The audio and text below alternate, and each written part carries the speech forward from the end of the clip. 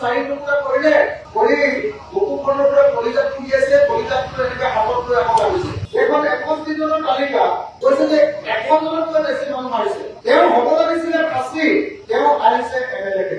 অসমত 100 জন মানুহক হত্যা কৰা মানুহজন যদি বিধানসভালৈ যায় আৰু বিধানসভাত যদি আইন ৰচনা কৰে, তেতিয়াহ'লে সেই আইনখনত কোনোবা মানুহে বাৰু ক'ৰবাত ন্যায় পাবনে? যিজন মুখ্যমন্ত্ৰীয়ে শিৱসাগৰৰ নিচিনা আটাইতকৈ সন্মানীয় সমষ্টিটোত 100টা মানুহক হত্যা কৰা মানুহক MLA কেণ্ডিডেট দিছে, সেইজন মুখ্যমন্ত্ৰীয়ে বাৰু আমাৰ মৰমৰ জুবিনদাৰ মৃত্যুৰ ন্যায় দিব পাৰিবনে?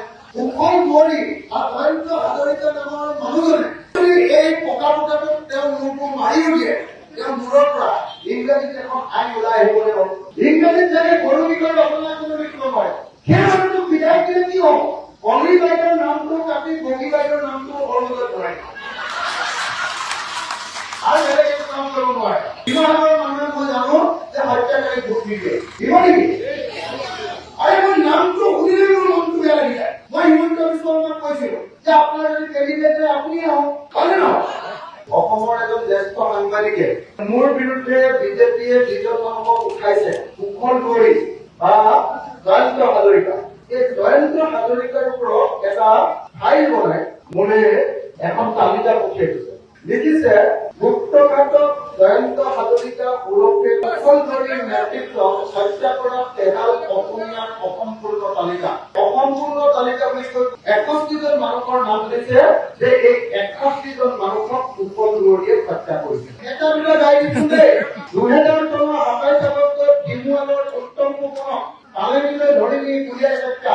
1998 চনৰ 5 ছেপ্টেম্বৰত নামটিৰ বন বিকাশ বৰুৱা হত্যা। 1998 চনৰ 23 ছেপ্টেম্বৰত কোঁৱৰপুৰৰ বিজি শইকীয়াৰ হত্যা। কোঁৱৰপুৰ 1998 চনৰ 23 ছেপ্টেম্বৰত গুৰু ৰাজখোৱাৰ হত্যা। 1998 চনৰ 7 ছেপ্টেম্বৰত বৰিষাগৰৰ নিকেন্দ্ৰৰ হত্যা। 1998 চনৰ 7 অক্টোবৰত বৰিষাগৰৰ দীপ বৰাৰ হত্যা। 1998 চনৰ 22 অক্টোবৰত ডিমুৱাৰৰ সৰ্বেশ্বৰী কুঁৱৰীৰ হত্যা। 1998 চনৰ 8 নৱেম্বৰত সদগুৱাত দিগন্ত দাসৰ ঘৰত আকাশপুতীয়া হত্যা। 1999 চনৰ 8 জানুৱাৰী নিকাই পুখুৰীৰ দেৱচেতিয়া ঐক্যৰ হত্যা। কিবা পাতি দিছিল। ইয়াত এনেকুৱা কেইটামান কাহিনী আছে যে এজন মানুহক হত্যা কৰিলে, হত্যা কৰি 4 টুকুৰা কৰিলে কৰি বুকুখনৰ পৰা কলিজাত ফুলি আছে, কলিজাতটো এনেকে হাতত লৈ আকৌ ভাবিছে। এইখন 61 জনৰ তালিকা কৈছে যে 100 জনতকৈ বেছি মানুহ মাৰিছে। তেওঁ হ'ব লাগিছিলে ফাঁচী, তেওঁ আহিছে MLA।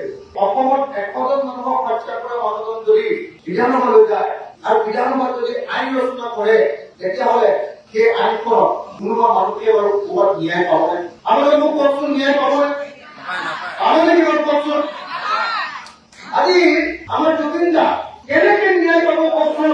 যিজন মুখ্যমন্ত্ৰীয়ে শিৱসাগৰৰ নিচিনা আটাইতকৈ সন্মানীয় সমষ্টিটোত 100টা মানুহক হত্যা কৰা মানুহক MLA কেণ্ডিডেট দিছে, সেইজন মুখ্যমন্ত্ৰীয়ে বাৰু আমাৰ মৰমৰ জুবিনদাৰ মৃত্যুৰ ন্যায় দিব পাৰিবনে?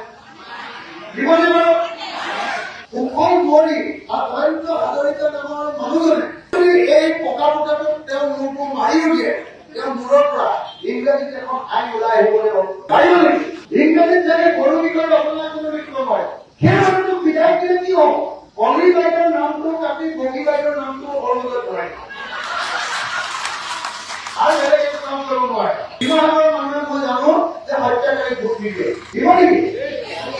আৰু মই নামটো শুনিলে মোৰ মনটো বেয়া লাগি যায়। ইমান ডাঙৰ মানুহ না, এতিয়া উঠাব নালাগে নহয়। মই হিমন্ত বিশ্ব শৰ্মাক কৈছিলো যে আপোনাৰ যদি কেণ্ডিডেট হয় আপুনি আহক, হয়নে নহয়? এই মানুহটোৱে